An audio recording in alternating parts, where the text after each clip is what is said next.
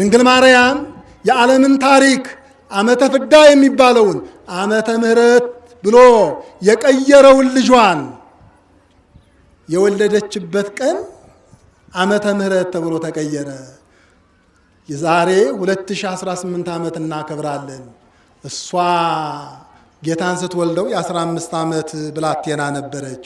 ስለዚህ 2033 ዓመት ሆኗታን ዛሬ ከተወለደች ማለት ነው። የዓለም ታሪክ ከተቀየረ የአዳም ተስፋ የሚጨበጥ የሚዳሰስ ከሆነ እነሆ 2030 ዓመት ተቀይሯል። 2030 ዓመት ሆኗል። ሐና ምንኛ ዕድለኛ ናት! ሐና ድንግል ማርያም ከማግኘቷ በፊት ምን ሆና ይሆን? ምንስ ለኛ አስተማሪ ነገር ከሷ ሕይወት እናገኝ ይሆን?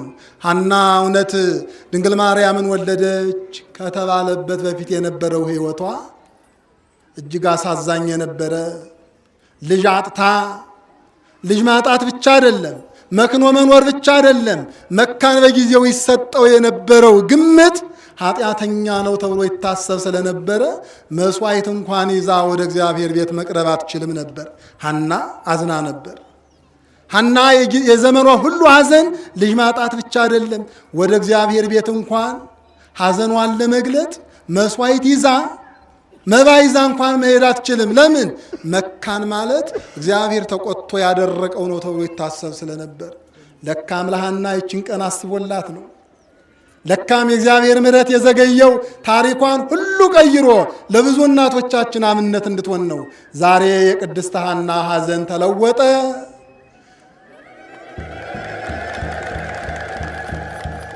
መስዋዕት ይዞ መቅረብ አይደለም፣ ቅድስት ሐና የሰጣትን ልጅ ብፅዓት አድርጋ ለእግዚአብሔር ሰጠች። እግዚአብሔር በቤቱ ተረከባት ድንግል ማርያምን።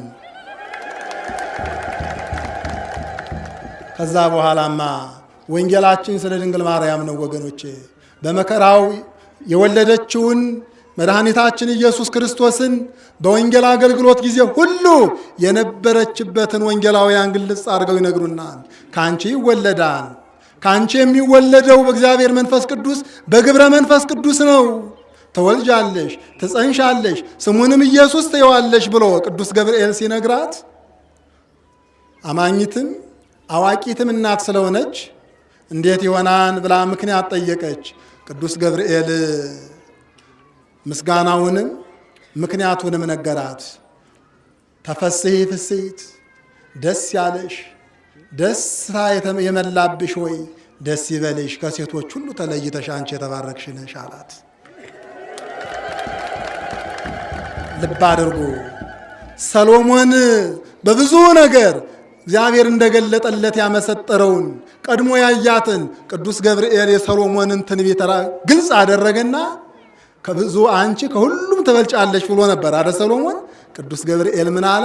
አንቺ ከሴቶች ሁሉ ተለይተሽ የተባረክሽ ነሽ። ምእመናን፣ ከሴቶች ሁሉ ተለይተሽ የተባረክሽ ነሽ፣ ልዩ ነሽ። ምክንያቱንም ነገራት። ከአንቺ የአዳም ተስፋ ስለሚፈጸም እግዚአብሔር ወልድ ሥጋሽን ስለሚለብስ የአዳም መድኃኒት ከአንቺ ስለሚወለድ ስሙንም ኢየሱስ ትይዋለሽ። ትርጓሜውም ኢየሱስ ማለት አዳኝ መድኃኒት ማለት ነው። ስለዚህ መድኃኒት ትወልጃለሽ አላት። መድኃኒት ትወልጃለሽ። በዓለም ላይ ከዚህ በላይ ምን ክብር አለ ወገኖች? ከሰማይ በታች ምን ክብር አለ? መድኃኒትን ከማስገኘት የበሽታ ፈውስ የሆነውን ፈውስን ከማስገኘት በላይ ምን አለ? የነፍስና የሥጋን ፈውስ ከማስገኘት በላይ ምንስ ክብር አለ? ለዚህ ነው አባ ጊዮርጊስ ዘጋስጫ አቃቤ ሠራይ መጻም ሰማየ ሰማያት አለ ወእጹኒ ተረክበ እምቤተ ዳዊት ንጉሥ። ከላይ ከሰማየ ሰማያት አለ ሐኪሙ መጣ አለ። ይሰማን ምእመናን? ከሰማየ ሰማያት ማን መጣ አለ? ሐኪሙ መጣ። ከዳዊት ቤት ደግሞ ምን ተገኘ አለ? ፈውሱ ተገኘ። ፈውሱ ማን ነው? ድንግል ማርያም ናታ።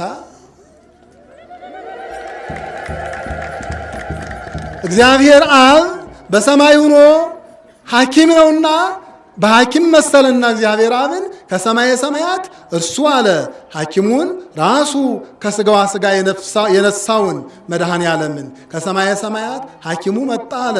በዳዊት ቤት ደግሞ የድህነቱ እንጨት ወይም እጽ መቀመሚያው ከዳዊት ቤት ተገኘ አለ። ቅድም ሊቃውንቱ ኢያቄም ወለዳ ዳዊት ዘመዳ ሲሉ ሰምታችኋል። ኢያቄም ወለዳት ዳዊት ምኗ ነው እያሉ ነው። ዳዊት ዘመዳ ማለት አባቷ ነው፣ የዘር ሐረጓ ነው። መድኃኒቱ ከዳዊት ቤት ተቀመመ ያለውን ነው ሲያመሰጥሩት የነበረው።